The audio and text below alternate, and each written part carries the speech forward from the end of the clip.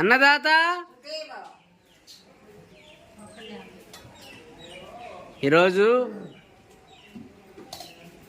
గండు సురేష్ బాబు గారి పుట్టినరోజు సందర్భంగా వారి భార్య శ్రీలక్ష్మి గారు, పిల్లలు విఘ్నేష్ గారు, నిత్య గారు మరియు కుటుంబ సభ్యులు ఆశ్రమంలో వృద్ధులకు అన్నదానం జరుపుతూ ఉన్నారు.